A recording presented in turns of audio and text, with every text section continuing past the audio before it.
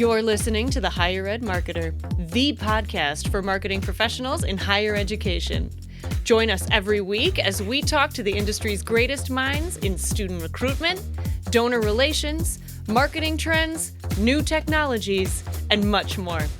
If you're looking for conversations centered around where marketing in higher ed is going, this podcast is for you. Let's get into the show.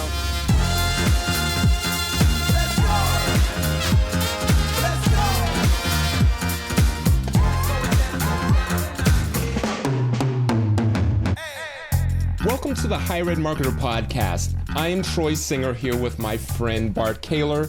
Today,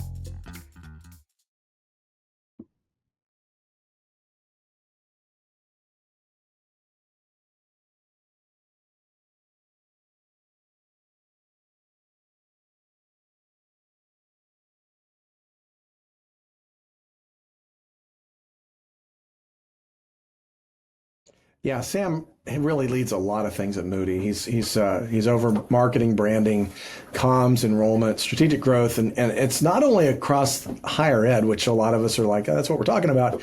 They also have radio. They have the largest radio network in the country, one of the Christian networks, about to celebrate 100 years. They'll talk about that. They've got Moody Publishing, and they're just being a trusted resource in this area for a long time. And so really looking forward to the conversation because we get into a lot of legacy brand things. And you might say, look, I'm not a faith-based institution. I'm going to go ahead and skip you guys this week. I actually don't, because Sam has a great deal of corporate experience that he kind of dips into and talks about.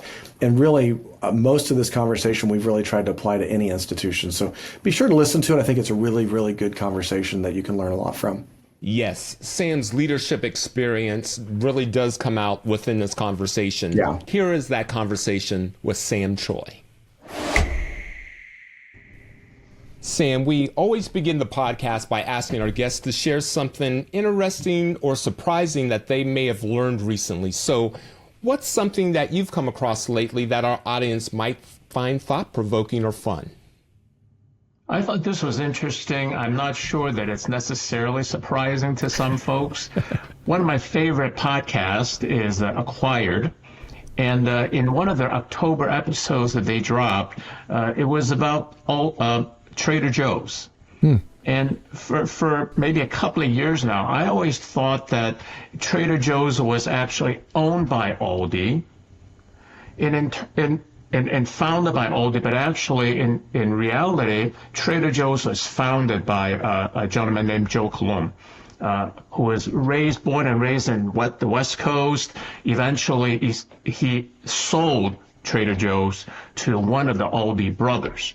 And not the one that owns all the Aldi stores in the U.S., but the one that owns all the Aldi stores in Germany. That's interesting. The German brother was sort of jealous that the U.S. brother had the U.S. market locked. And so he ended up buying. Now, Aldi actually doesn't own Trader Joe's. It's actually a family foundation that owns Trader Joe's, and it's one of my favorite stores, and I just found that to be a really interesting story because of this gentleman Joe really didn't start out necessarily in food retail. I think he was like an aeronautical engineer or something, and eventually he got into that. And so I thought it was just an interesting. I always find entrepreneurial work interesting, and the success that and the folks that build them and grow them and eventually sell them. Yeah, what a wonderful story. Sam, thank you. I am also a Trader Joe's fan, and I've always heard that there was an Aldi Trader Joe connection, but didn't really know what the official connection was. So I thank you very much. I'm going to take that to all of my Trader Joe friends. That's right. So we deem you the perfect person to start out with this topic of leading brand strategy in a legacy institution. Moody Bible Institute is a trusted name in Christian higher ed, publishing, and media. So how do you think about stewarding such a legacy brand across so many divisions? I think one of the things that we do is that we make sure all of our ministries and all of our divisions are missionally aligned to our brand promise, and which is really to prepare folks for their purpose and calling. And as long as that happens, even though the brand promise may be a little bit different for various audiences, right, because of the way they engage with the various ministry divisions within Moody, as long as all of our division understand that we have a common goal of preparing folks for their purpose and calling, right, through sound biblical teaching. I think that's what we do to ensure that this legacy brand continues across all of the divisions, regardless of what sector they're a part of. So just for the audience, I mean, not everybody that listens to this podcast might be familiar with the Moody brand. So just give us a snapshot of the history of how long. I mean, I know what the legacy means. Troy knows what, but just kind of unpack that for a second so we can give everybody a bit of a context.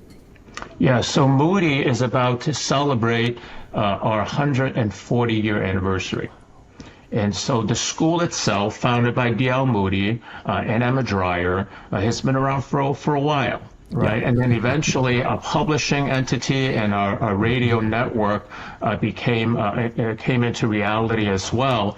And so this coming year is actually our 100-year anniversary of Moody Radio. Wow. And we've been around a while, and Moody Radio was some of the first radio network and ministry around Moody, the school, and I may even mention and share that a little bit about that later. Our school is one of the first institution that offered correspondence schools. People talk about the benefits of online and the growth of online programs. Well, you know, Moody was doing our version of online 100 years ago. Yeah, that's fascinating. And I love the fact that with those kind of legacies, and I have grown up knowing the Moody name and knowing I had some friends in high school that went to the Bible Institute and I even, over the course of time had subscribed to what used to be known as Moody Magazine, which unfortunately is no longer in existence because I loved that magazine. But what I always found unique was the challenges that are going to arise when you're trying to maintain that brand coherence across all the various platforms, because we all know working in higher ed, there's a unique way of doing higher ed marketing. There's a unique way of doing radio. There's a unique way of doing publishing. So kind of talk a little bit about those challenges that arise not only with the brand stewardship, but also just in the marketing. Yeah, and as I've mentioned before, we recognize that we are in three very different sectors. Some may argue that our radio network is they're closely aligned with our publishing entity, right? Because it's all media content, if you will. But essentially, it's still three very different sectors that we operate in. And so I think because of that, we have to recognize unique needs of each of the audience, the folks that we engage with and so on. Because of that, we still yet the challenges to maintain one cohesive Moody brand. And a lot of it does go back to understanding, while we want to ensure that folks understand all of Moody and who we are, we still need to make sure that the way we engage each of our constituencies across the three sectors are unique to what their needs are. So that, because we can't just say that we're one Moody and then everything is just one Moody. But that's not really coming at it from a customer standpoint, right? A customer perspective, and by the way, Moody Magazine has now evolved into something called Moody Alumni and Friends. Okay, interesting. Sam, were there any foundational brand truths or values that you either needed to protect or reinvent? I think we need to make sure that we are firmly committed to the teachings of the Bible, right? That people understand we are committed to being biblical in everything that we do, regardless of what we do, because we're doing it for the sake of the kingdom. And so Bible is the core of what we do, right? And in some ways, we say that scripture and gospel changes everything, and it's because Bible is our middle name, that we want to make sure that people understand that we don't waver from that ever. We exist to support and serve the local church, because of what we do originally, because as we not only train and equip men and women to serve in the church, our commitment is also to continue to serve the local church as well. And so that's a big piece of it. We're all about the Bible, and we don't waver from that.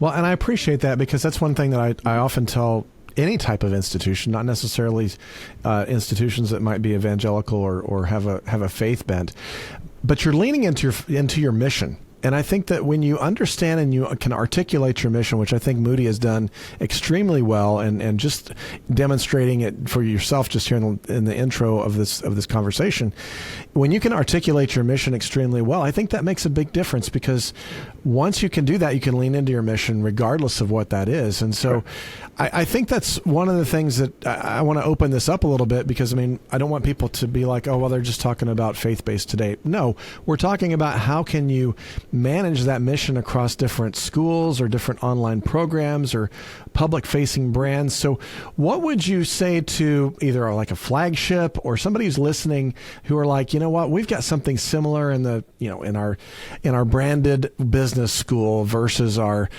STEM program versus whatever. How do you help? What advice would you give them for kind of managing those multiple brands across the different executions? Yeah, I think one of the things that we do is that we recognize the power of the Moody name. Mm-hmm. We worked hard, right? And not only because we've been around for 140 years, but also we worked hard over the course of many years to reinforce the strength of Moody, who we are.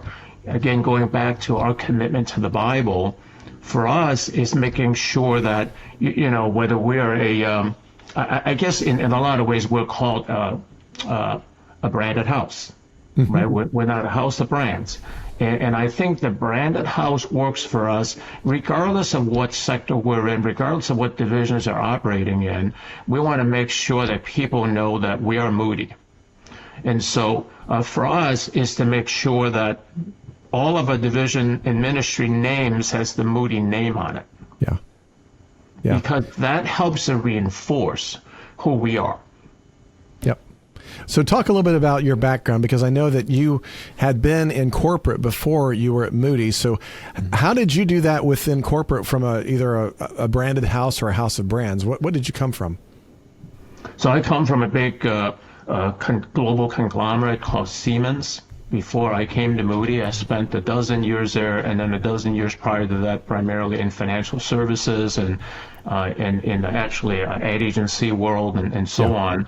But some of my more recent experiences before I was called to Moody was being part of a due diligence team in some of the acquisitions that our company, our division had made. And even back then, as we were acquiring some of the companies that we were looking at, the questions always pop up about, well, are you going to change that company that you just bought to Siemens, right?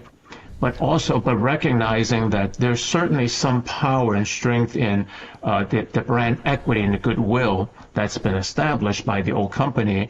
Our approach is always to actually retain the name of the company and the brand that we acquired for a period of time, and then eventually transition that to Siemens at the time. So one of the companies that we bought under their actual brand, we added the label a Siemens company. Mm-hmm. And so it's a little bit different than what we're talking about today, where we have the luxury of naming our divisions right away with the name Moody. But eventually what we also recognized was that the importance, even in my corporate days, the importance of this and the strength of a name like Siemens that's been around 190 years at the time. Yeah, you're into a lot of legacy brands. This is a perfect conversation. Great. Sam, at this time, if we can, would like to move the conversation topic to bridging tradition and innovation in digital strategy. As Moody has a long-standing reputation in Christian media, yet you're also innovating in online education and digital marketing. How do you balance legacy with innovation? Yeah, we do have a long history, as I had mentioned before earlier, that, even back in the days of our correspondence school, right? And so we were innovating way back when. Radio programming, the same thing. D.L. Moody himself created an innovative printing strategy to make books. So leveraging kind of the latest marketing technologies to grow our audience is not that unusual for us. You know, in some ways, I almost say that I tell people, you know, Moody actually has a legacy of innovation. A little play on the words there, you know. That is fun. That is fun. And so how do you approach that as you're looking at that brand adaptation or even just the marketing? You know, digital is changing, AI is changing. There's a constant hum of change now. I've got a quote in my presentations by Alvin Toffler from 1970 that says, you know, the illiterate of the 21st century will not be those who cannot read and write, but those who cannot learn, unlearn, and relearn. So as digital marketers, as marketers, we're having to constantly learn something and then unlearn it and relearn a new way.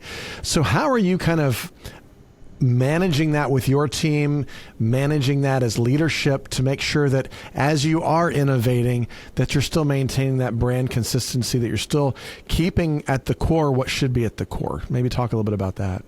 Yeah, and I think there's a lot of ways to do that. By the way, we just make sure that anything that we put out there is in cursive, because nobody can read cursive anymore. That's exactly right. But you know, in marketing and in our sort of creative products, for example, right?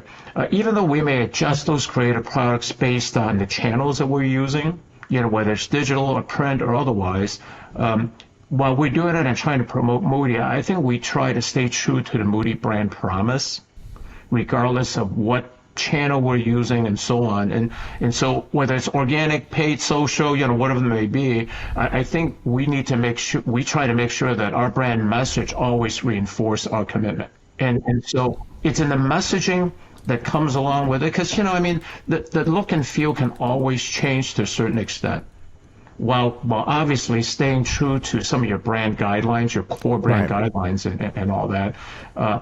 And you almost have to do that to a certain extent. If we're on Instagram, if we're on TikTok, it may look slightly different, but the brand promise is always going to be the same.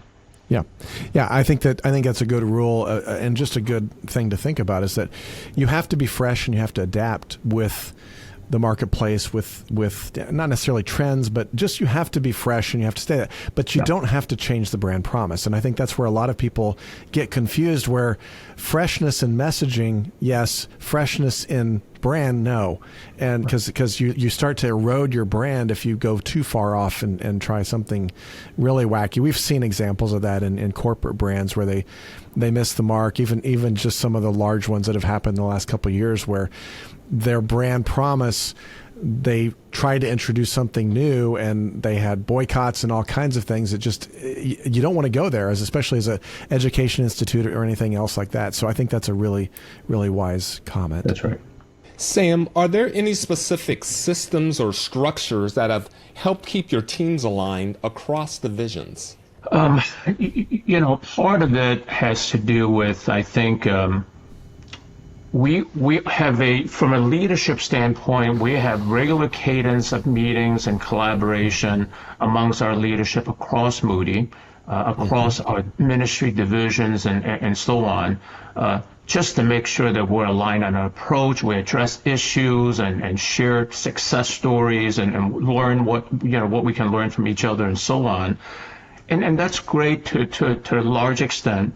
But with an organization like ours, where we do, again, have three very different ways of going to market, what we've actually embarked on a year ago was to actually intentionally implement a management operating system, where it sort of in some ways, right, forces us to all speak the same language. Yeah. And it's a system that used across Moody all the way down to our manager levels and below. So that this operating system now not only allows us to speak the same language across our organization, but it also allows us to quickly resolve issues, because it's a very structured ways to meet, discuss topics, agenda, all of that. And we use that same exact system across Moody. And we have over 500 employees.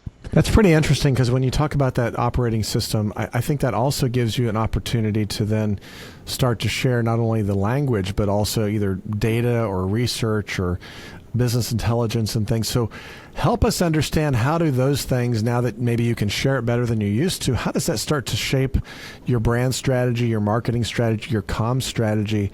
Because now it has to expand across those different elements of your brand.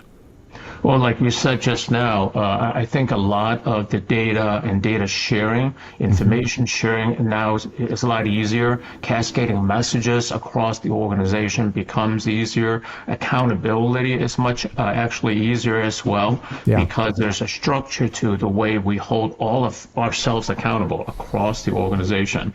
And so it's made us actually, just in a year's time, I think a much more effective organization in that way. But regardless of that, as you had mentioned, we don't make any ministry decisions without data. And so, for example, right, we ensure that we understand our constituents, who our constituents are. We create personas across all of our ministries to better understand who our customers are, if you will. Because we know that if we don't know who they are, we don't know how to best serve them. And that data is shared across our organization. Because for a number of reasons, including the ability for us to also cross-sell. And I know I'm using sort of corporate terms, but it's the same thing. It's cross-ministry functions that we could have where we can serve our constituencies. And you can't do that unless you have the personas created. Right. And I think that's such a strong thing. And I'm going to use a personal story just to kind of illustrate this for the audience, because I think that having a persona, having a very strong brand presence, and being able to present that well from the top down, and I'm thinking specifically with enrollment. So my son Ash is a junior at University of Cincinnati right now, and he went and he toured many other schools, and when he was leaving high school, he was convinced he was going to be an architect. So we went to the architecture schools at UC, at Ball State, and a few other ones. But when he got on the UC campus, he figured out that, architecture is not really what I want to do. But the culture and the brand of UC was fit him. That he was like, but I want to go to that school regardless. So that's an example of where you might have students coming to your school that have one idea, but if you've got a very strong brand and that you are living that out department to department and everybody is on the same page, that can really impact your enrollment. Even though your school might not get that student, the university will. And so maybe you just react to that for a second, Sam, because it's a little different than what you're talking about, but I think it's very relevant to our audience. I think when we do our research and we ask our students why they chose Moody, it wasn't necessarily always because Moody had that degree program they're looking for. Exactly to your point, Bart, is that they trust the Moody name. Their parents trust the Moody name. And so they get here, and I think some of the way they approach this is, hey, you know what, we'll get to Moody, and then we'll find the degree that we believe God's, calling us to be a part of. And so I think that's part of what makes the argument for maintaining a strong brand and a trusted name. Exactly like you said, it may not be the right degree program. And in fact, a lot of our research more recently it indicated that some of the students, now this is the flip side, some of the students that actually didn't end up coming to Moody, they didn't do that because we had one degree that seemed to be missing that we found was very common through a lot of other Christian colleges and Bible colleges, which was a business administration degree. And because of that data, we recently launched a 3-year, 90-hour online accelerated business administration program. But that's purely based on, well, not purely based on, right, through lots of prayers. But also research data that found, hey, you know what, this is something that's clearly missing, that people want a Bible college offering a business degree, but the differentiation is obviously that because we're Moody Bible Institute, fully 1/3 of that degree program requirements is in Bible and theology. And it's the trusted name. That's exactly your point. Perfect. Sam, it's very evident with both what you're presenting here within our discussion and Moody itself and what they have traditionally offered that there's lots of lessons there that other institutions with complex brands could learn from. So with that in mind, if you wouldn't mind sharing, what do you think most institutions underestimate when it comes to brand stewardship across multiple departments or schools?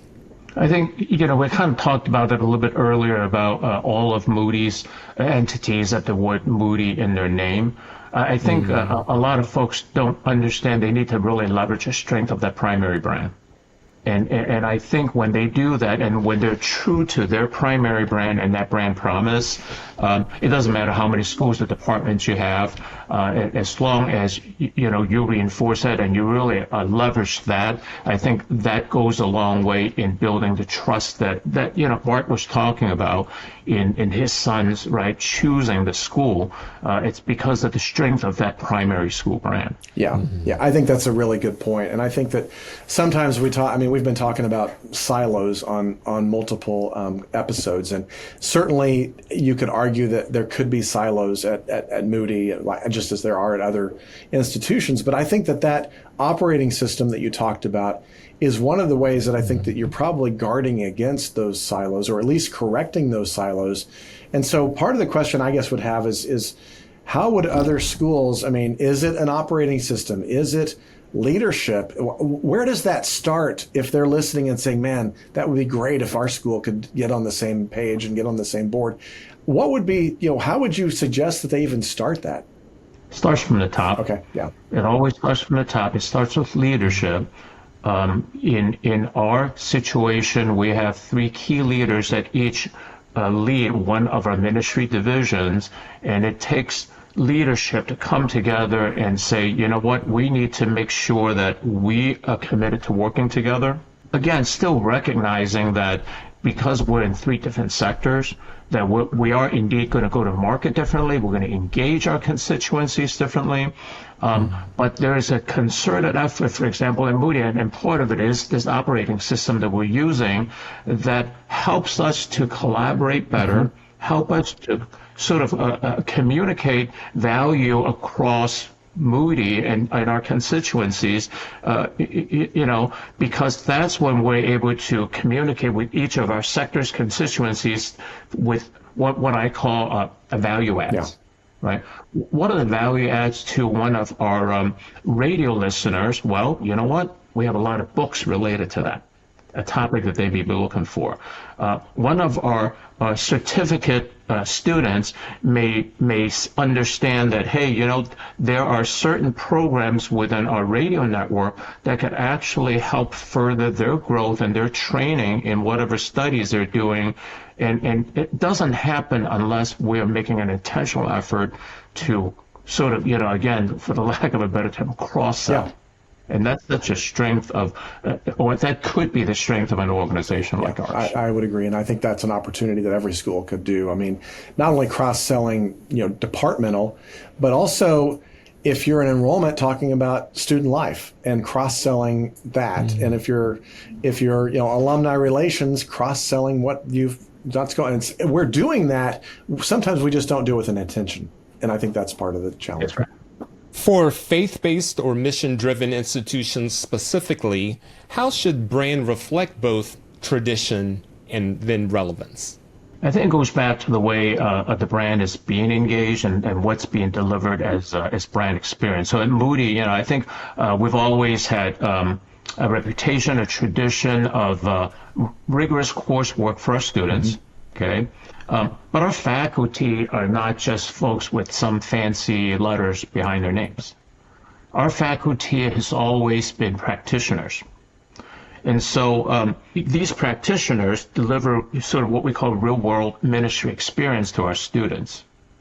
And so I think that's one of the things that while our tradition, right, is rigorous Bible courses and education, right, and that brand promise, we've always had a relevance piece. We've always actually promoted the relevance of a Moody degree. Mm-hmm.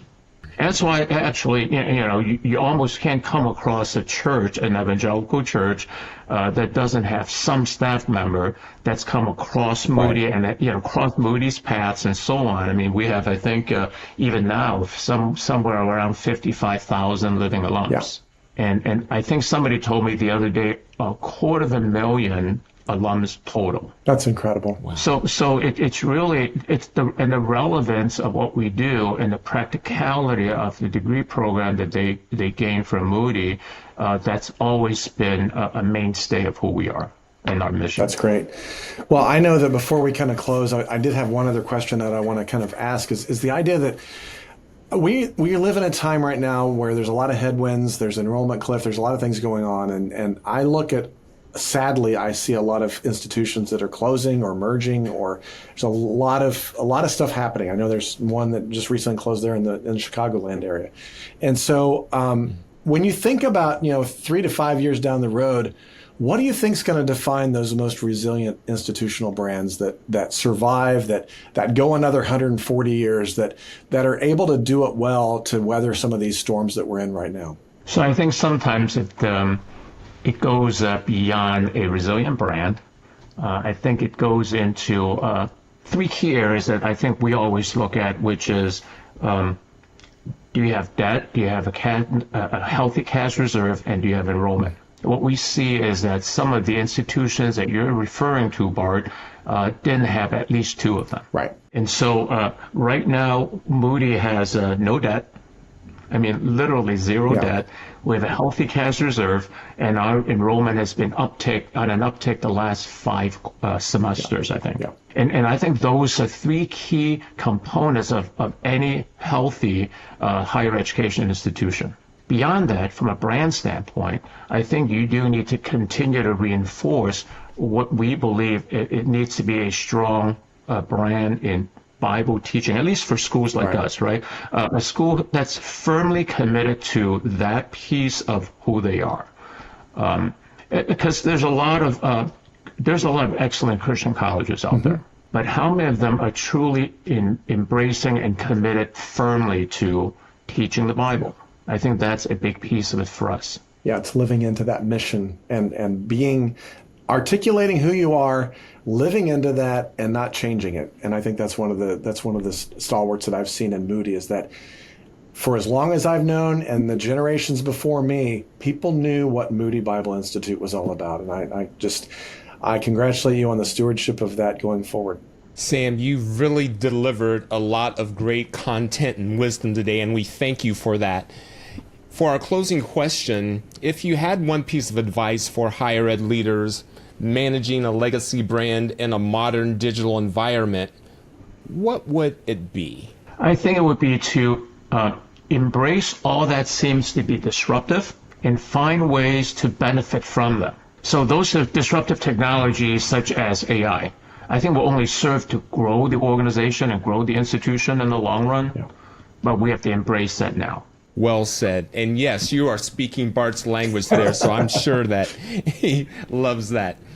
Everyone, Sam Choy, Vice President, Chief Marketing and Strategy Officer at Moody Bible Institute.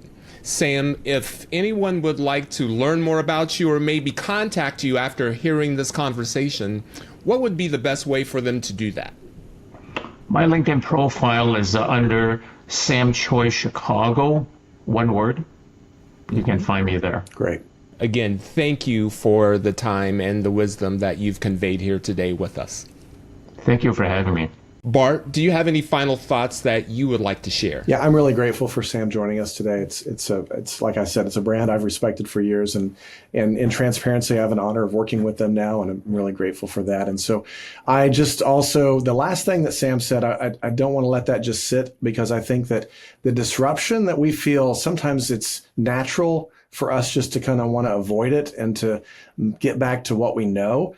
And I think that Sam makes a really good point that we have to lean into disruption. And honestly, change management is going to be one of the skills that we have to lean into the most these next few years, whether it's through AI, the enrollment cliff, the search cliff, you name whatever cliff you want, that it's coming. And so we have to be willing to lean into that uncomfortableness, the disruption, and you have to avoid the idea of hiding or just avoiding it.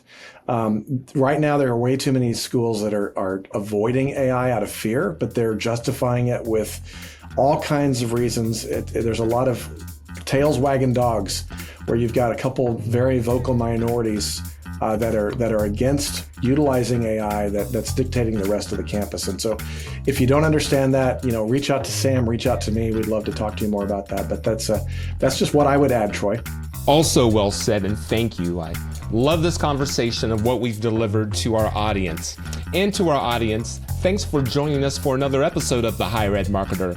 If you found today's conversation helpful, please share it with a colleague and follow us on LinkedIn at The Higher Ed Marketer. The podcast is brought to you by Kaler Solutions, your trusted partner in higher ed branding, enrollment strategy, and mission fit marketing. We'll see you next week with another great guest. The Higher Ed Marketer podcast is proud to be a part of the Higher Ed Marketer Podcast Network. Discover even more conversations, resources, and tools to help you grow your institution at thehigheredmarketer.com, your go-to community for all things higher ed marketing and leadership.